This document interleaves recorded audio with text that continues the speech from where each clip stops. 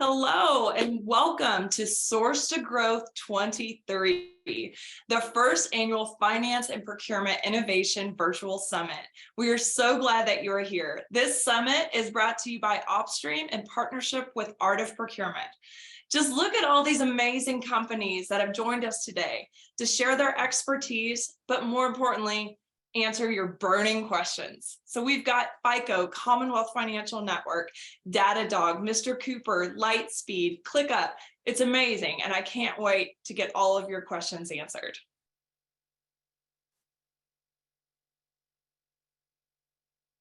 So I am Katie McEwen.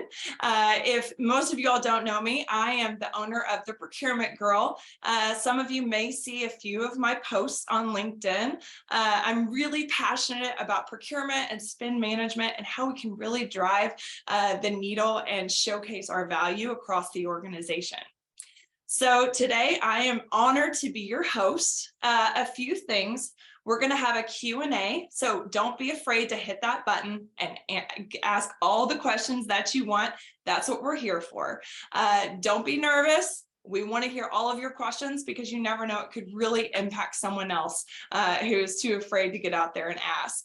So thank you so much for being here. We're so glad that you're here. We've got a list of great companies, leaders from procurement and finance and spend management who have gathered here today to offer their expertise. Just look at these logos. I'm so excited. So let's go ahead and get into our first panel. I'm going to discuss the agenda and what to expect today. So this first panel is going to be about the rise of spend control. So this is a great topic to discuss today because of the current economic climate. So how can we leverage spend control and drive more value into our organizations? Next, we're going to have these procurement rock stars discussing procurement operations, how to level up your procurement game.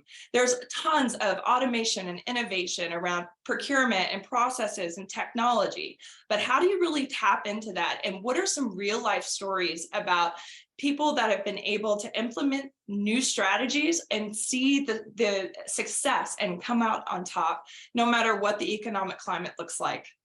Then we're going to go right into a great segment on something that I am particularly passionate about, and this is end-user adoption.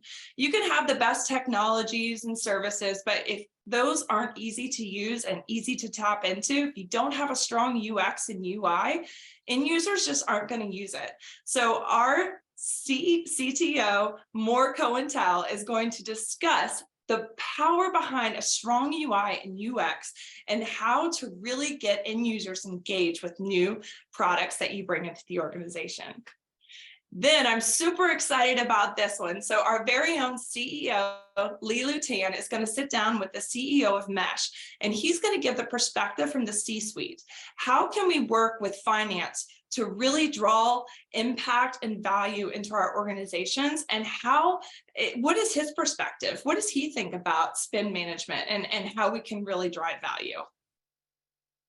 Then I'm super excited about this one too. I know I keep saying that, but this is going to be awesome. So these procurement rock stars, thought leaders, are going to discuss procurement's golden hour, right? So talking about how this is the time for procurement. This is the time for procurement to really strategize and move the needle in their organization. No matter a recession or inflation, how can we use what's coming against us as leverage to drive value? So with that, I am so excited to introduce our very first panel. Ms. Lee, our CEO from Opstream, is going to sit down with the one and only Kelly Barner from Art of Procurement to talk about how spend control is rising in 2023. Take it away, Kelly. Thank you so much, Katie. I couldn't have asked for a warmer welcome. I'm thrilled to be here. My name's Kelly Barner. I'm the head of content and operations at Art of Procurement. And Lee, good morning to you as well. I am so glad to share the stage to kick off this event. I cannot be more excited. Seriously, I can't believe this day arrived and we finally launched Source to Grow. So excited. Now let's talk about that, because Source to Growth is a very aspirational type of event name. Talk a little bit about the perspective and the mindset that went into you and your team choosing that event title. So the first thing that procurement professionals need to do is basically to handle sourcing, to make sure that they source for the right tools, they source for the right product, they source for the right vendors. But why is it so important for them to source? It is so important that we'll figure out everything correctly in order to make sure that the business people get the right tools in order to solve for their business needs. And we keep forgetting that. But why is that important? It is only important if we support the growth of our companies. And that's the end goal. We need to source everything in procurement in order to basically maintain growth.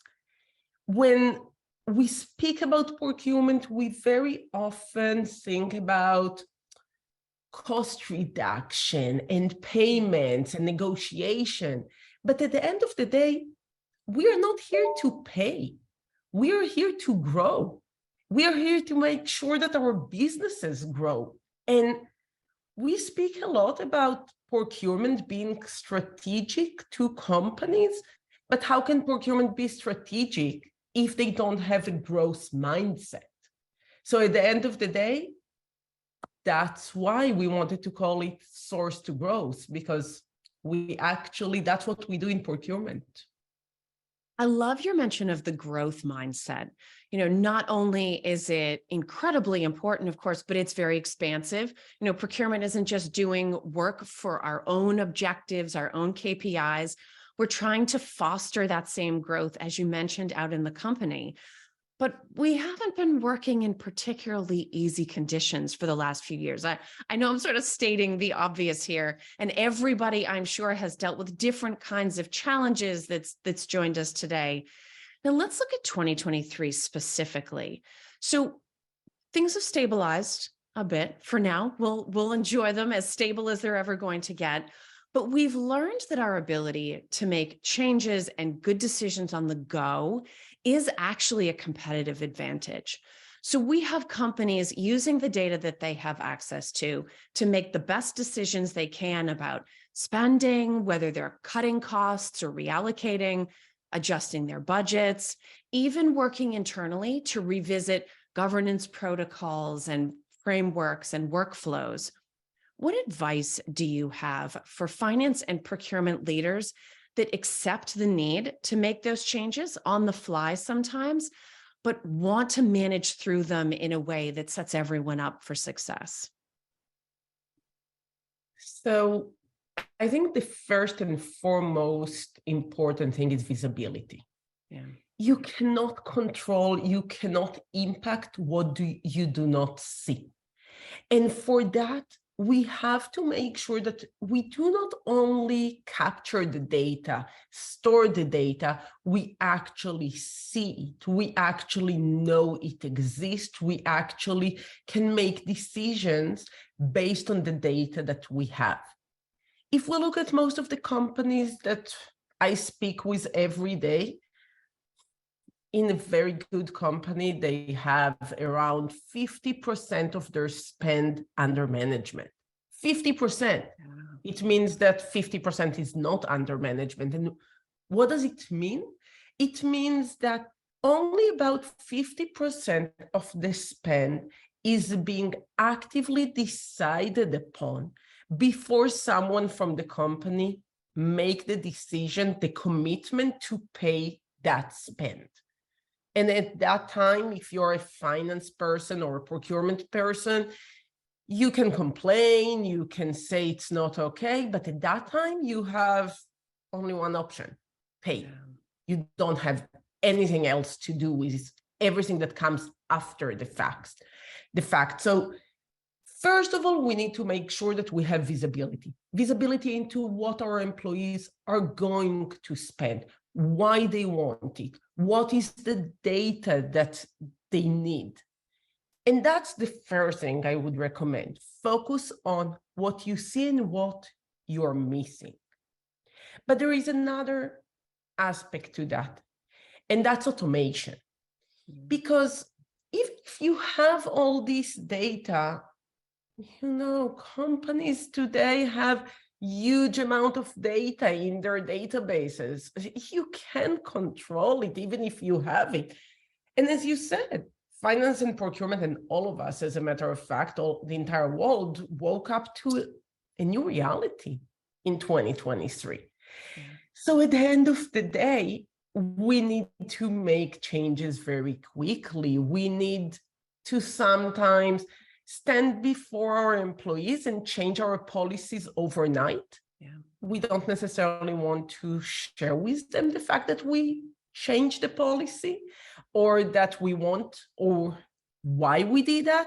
Sometimes we just want to click a button and change a policy and impact the organization. So we need automation in order to make sure that we do that. Yeah.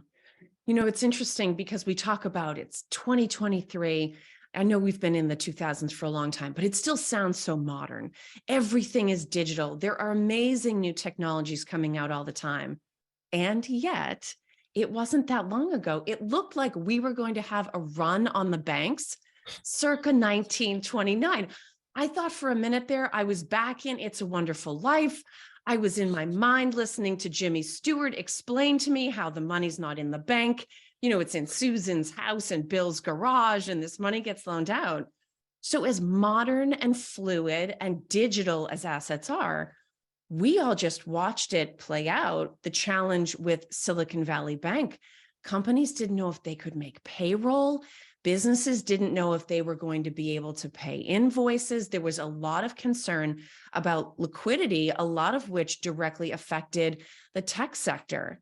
Now, when we think about that visibility that you've talked about and the types of decisions and actions that it can support, how does something like investing in transparency and visibility in advance protect us or help us respond from something as seemingly unlikely as a major bank failure? I'll start with saying that I don't think I'll ever forget that weekend.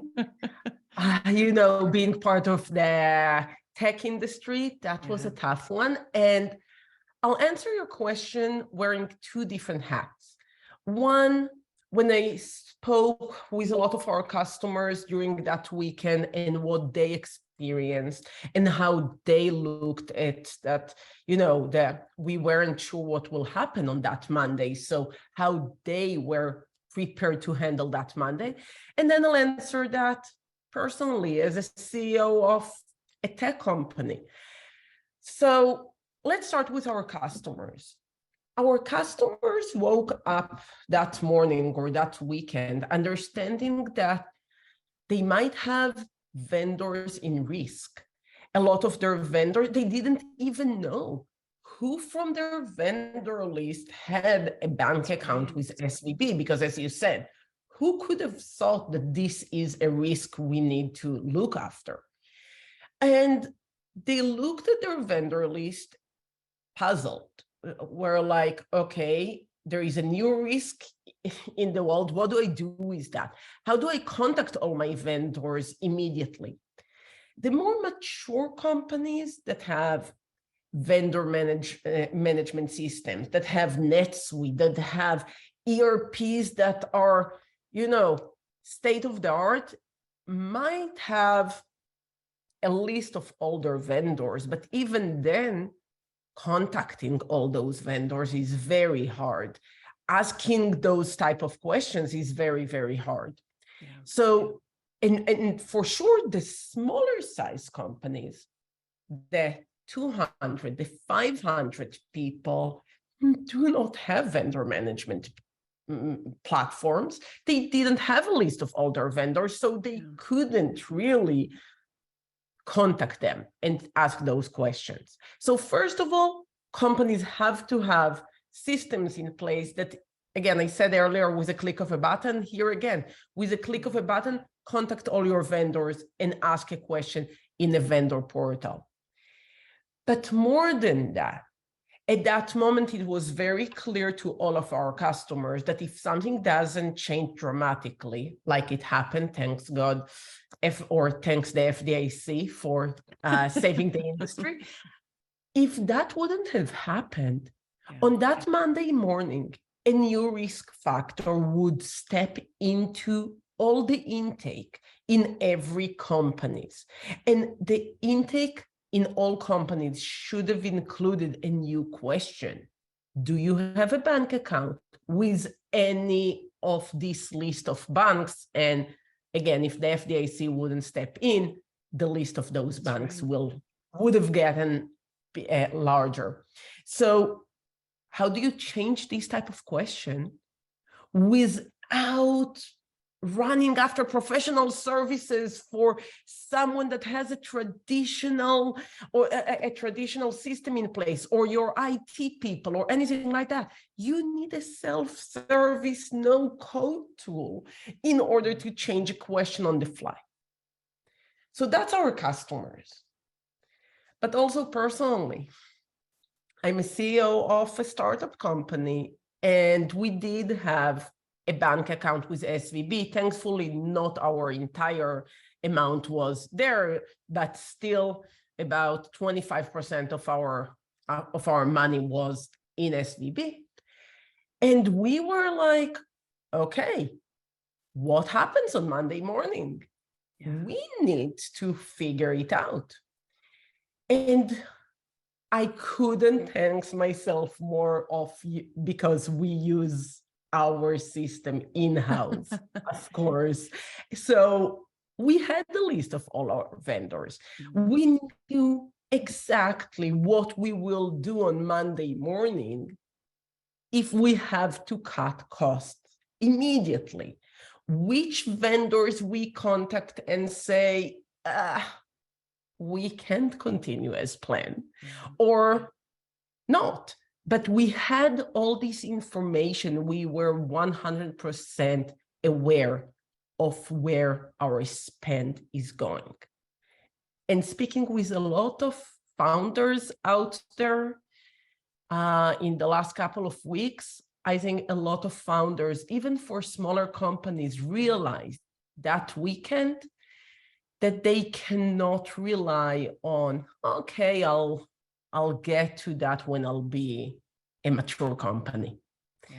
They can't do that when there are 200 people. They need to start very early on. Otherwise, they're risking their company. You know, you're making a very interesting point about information. It's not even just what information do we have, it's how do we think about the information that we have. So let's say you happen to be a company, and whether it's an ERP system, we're using procure to pay, somebody might be able to say to you, do we have information on a supplier by supplier basis about which bank they use? And if you're paying them electronically, they might already be set up in the system, but that information never anticipated that you would need to search across your entire supplier database to say, who has an account here, who has an account there, right? So sort of to your point about no code, being able to take the resources that we have, which data 100% is a core resource, and reconfigure it on the fly to be able to get the information that we need.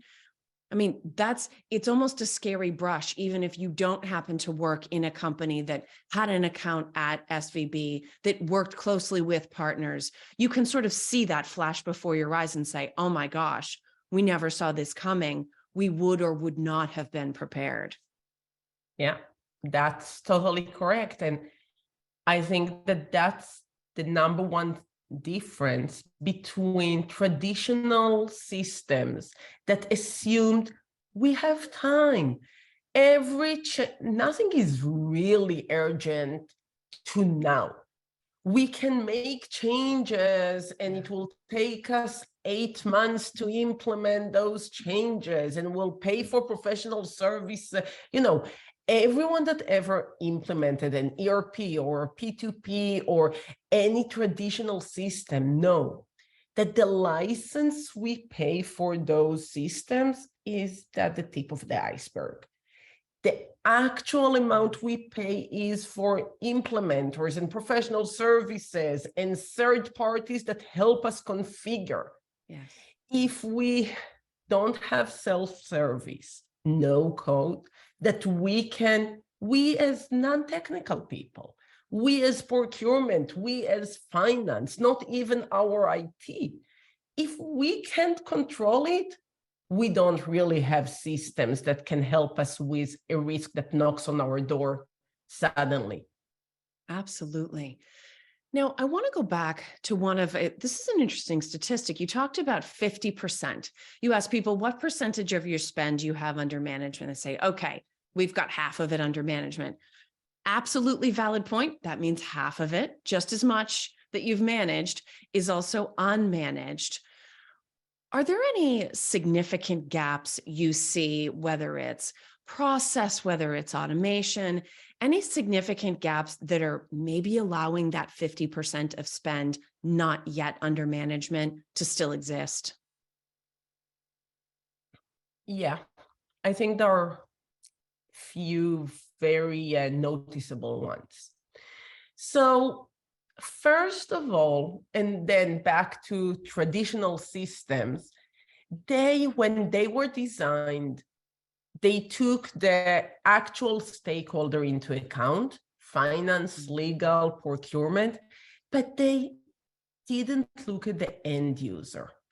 They didn't include the fact that the end user doesn't only need to stick to the rules, they need to really see firsthand value. They need to really not hate the way they submit and work with the systems.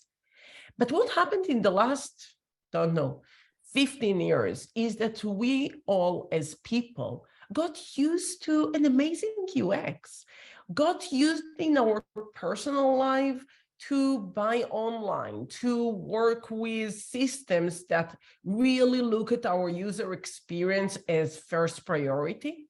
Yeah. And we now, when we come to the office or stay at home and work from home, we do not want to look at those systems that require me to go through training. And I don't remember how to do that and what was the policy, and it doesn't get this input and I'm lost. So what do? I skip the process. But it's not only that. Yeah. It's also the fact that there are new systems in place, but those new systems are not necessarily for requesting spend ahead of time. So it's easier for me to submit my expenses. It's easier for me to pay with a virtual credit card. It's easier for me as an employee to do all that, but it's not easier for me as an employee to play by the rules and submit a request. So me as an employee, and of course, the senior I am, the less obeying to the rules I am, because that's the nature of the world.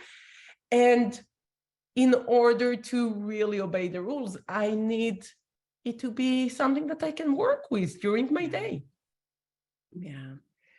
Now, we have an interesting question that's come in for the audience, and thanks for this, Mike. So Mike is asking, yes, visibility is important, and each of us needs to be able to access the data required to make good decisions.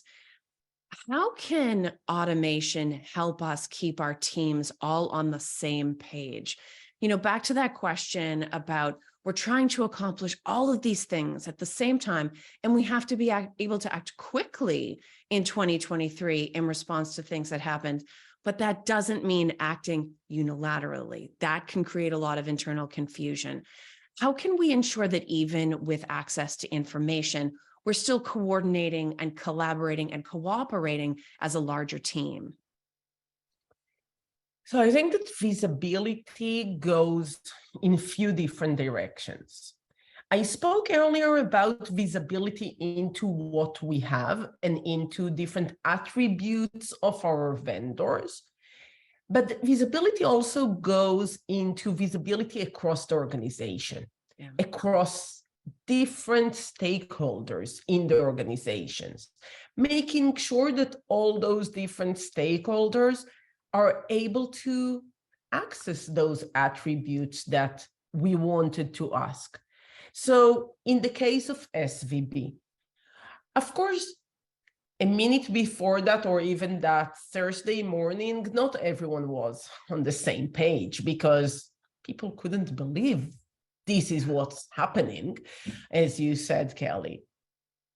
Like it was something that we all saw in the movies, and we thought about the 30s, but that's right. Yeah, it happened. You know, and 2008 came to mind as well. But so once everyone understood, hey, we are in a crisis mode here, I think that everyone were on the same page in that aspect, but they didn't really know what to do. And that's a moment where financial and procurement people can be a leader. Finance and procurement leader waiting for opportunities to have a leadership role, to have a place where they can not only be the one negotiating or being the bad guy or girl, making sure that they make sure that no spend is happening. They can be leaders. So if a finance person can stand in front of the company on that day and say, hey, I have a solution. I have now an attribute that I'm asking across my entire database, and the ones that I don't have an answer for, all my vendors will now get a question about that.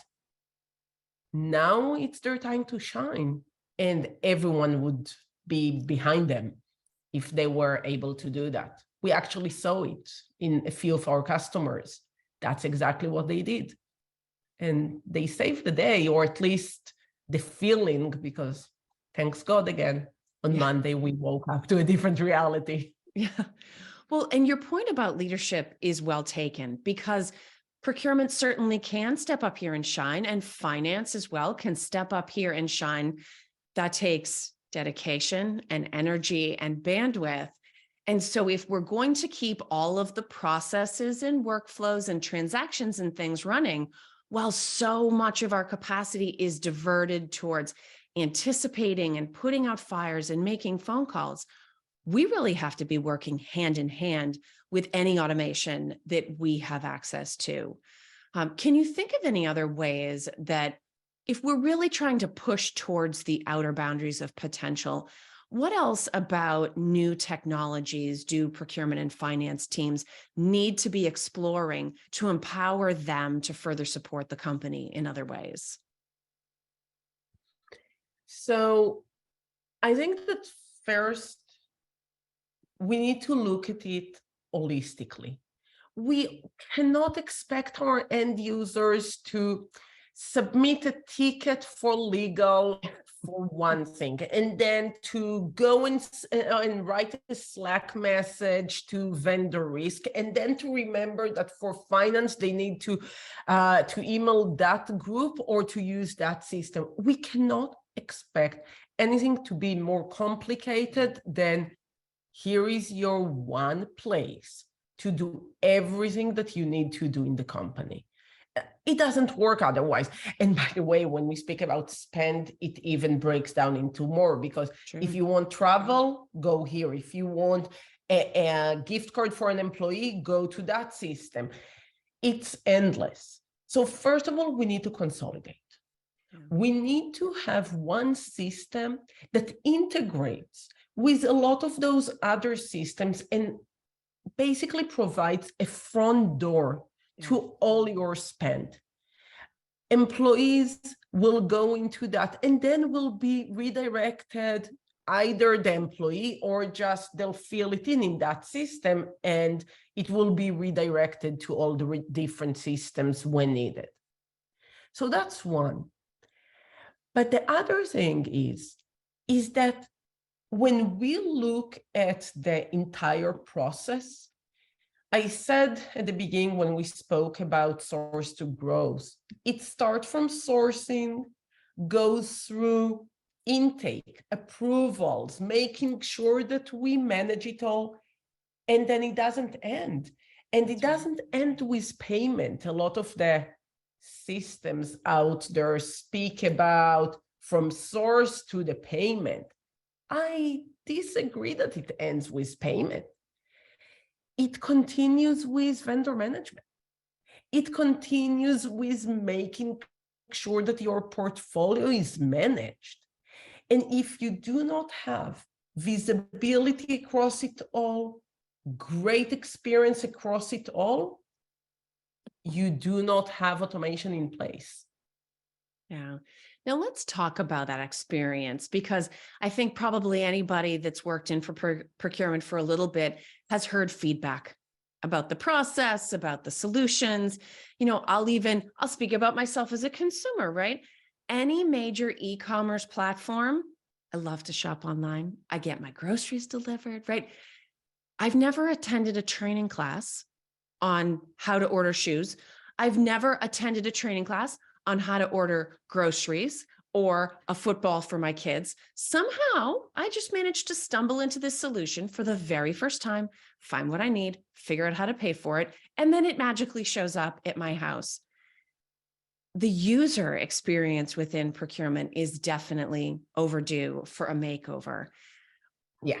In addition to the tech redesign, what does procurement need to be thinking about when it comes to the implementation process, given the adoption goals that we're trying to hit within the company to get more of that spend under management? So we are going to have a session later today specifically about UX, because I cannot agree with you more. UX is the number one parameter. And as a matter of fact, at Opstream, our first hire, when we just started the company, our first hire was our amazing product designer, because we put a huge emphasis on UX, on making sure that the journey basically doesn't need any training, because as you said, no one trained me on shopping. No one. Nope. And believe me, I have lots of boxes to return. Anyhow, I think that adoption starts with making sure that two things. No training is required, but no training is required has two sides. One side that we spoke a lot about is the end user. But a lot of systems expect that the stakeholders, the finance, procurement, legal, the ones that actually control the system, they expect them to get trained. And that's a hassle as well. Why can't we build amazing UX for them as well? They don't need to remember how to go to a manual or to search they don't need all that. So the idea is amazing UX for end users and for stakeholders.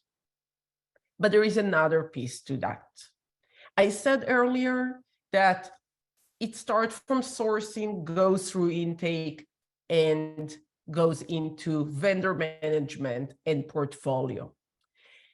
A lot of the companies do not have, before they have vendor management or a system like Opstream, they don't have a list of all their vendors. Someone needs to collect it from everywhere, and that's not an easy task.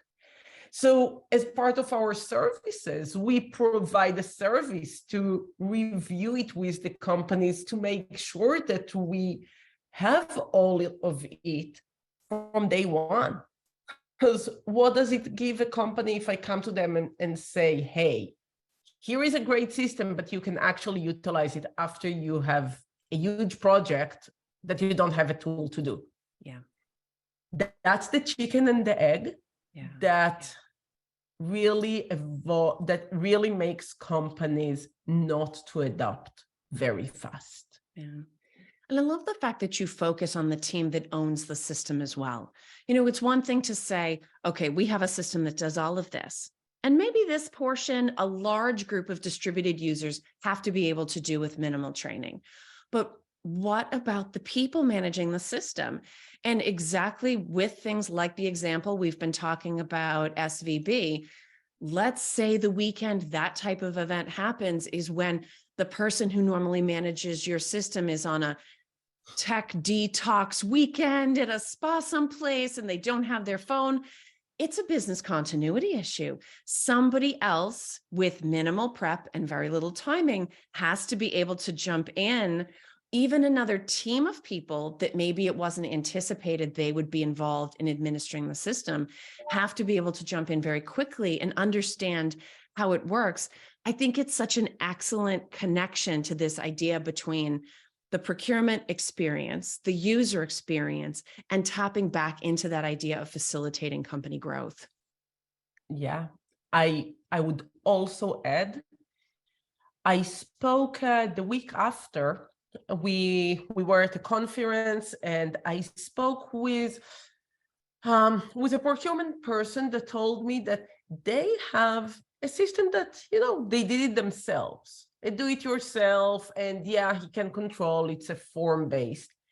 But what he was lacking that weekend, that unexpected weekend, is industry knowledge. And when you use a system that is being used by other companies out there, though that company is responsible to take the knowledge and share it with all their portfolio. I saw it that weekend. We did have immediately very few companies reaching out and asking what to do. Once we figured it out for the first 2 or 3 that called, we proactively reached out to the rest of our customers and said, hey, that's what we hear from other customers. We suggest you do ABC and do that now. And if you don't use basically a provider that is focused on those type of risks and that is on top of what happens in the industry, you might be the one taking a weekend off in a spa, not even knowing that SVB happened. That's right. And you're now in a risk because you're not supposed to be available 24/7. No. But if something like that happened and you are not available, and you now, you will not be in a good place that Monday. Yeah, nobody wants to be in that seat. Lee, I have a few more questions, but I just want to also remind the audience, if you have any questions for Lihi Lutan, CEO at Opstream, please pop those in. I'm going to keep an eye on the box. One of the things, and I love that story from you speaking to the procurement professional at the conference, and I heard an earlier phrase that you heard sort of in the background as you were talking. This person and their company has a system they do not hate, which seems like an extremely low bar given the digital capabilities that we have in 2023. And even if I can tap into a process that I know all of the procurement professionals here will be able to relate to, when you're carefully documenting the spec, right? You're going to go out to source, you're documenting the spec, you're building this beautiful RFP. Never, ever have I seen something that says, oh, and make sure your solution is something I do not hate. No, you say, I wanted to achieve this and I wanted to facilitate that. And it must be maybe this big or these dimensions, but nobody ever says, making me something that I don't hate. Do we need to change our own expectations around what we look for in the solutions that we maybe build in-house, but to your point about community and market insight, evaluate and bring in and implement? So, as a matter of fact, I see a trend, a change in that in the market. I do see that in the last few months, when we get into advanced stages within the process of selling, procurement and finance people bring in the top users to have a demo with us and making sure that they approve as well. And it's something that I didn't see even a year ago. Okay. Because it used to be something that only procurement and finance own. Now, I don't think that's how, at least digital age company look at. They are looking at onboarding as a top priority. And they all know that it's not only in order to get onboarding. Procurement people are on the line here, going to their boss and say, I need budget for this system. If you got budget for this system, but what's the goal? What's your KPI? Yes. So one of our customers, for example, they had a KPI in 2023 to raise their spend under management from 45 to 60, okay? 40, they had today, 22, they ended with 45% spend under management. I can't even start, okay? They have a goal to raise it to 60%. How will that procurement person that now works with Opstream make sure that he will get to that KPI? Only by making sure that he didn't only purchase the system, but the end users will actually use it. So it's their interest. And that's, I think, the change. Their understanding of their responsibility of making sure that actual usage is happening. Yeah. And I think it's interesting. We must all be thinking along the same lines. Just as you were talking about cross-functional input, a question came in from Thon in the audience about how do we make sure that this does what everybody needs it to do? Clearly, whether it's finance that owns administration or procurement that owns administration, there needs to be that input. So Lihi, as we start to wrap this session, I would love to finish with a few pieces of advice from you. So we talked about what a challenge 2023 has already been, and Q1 isn't even really behind us yet. What would be your top 3 tips for a CFO that has just started or just taken on their role, given the economic reality that we're dealing with today?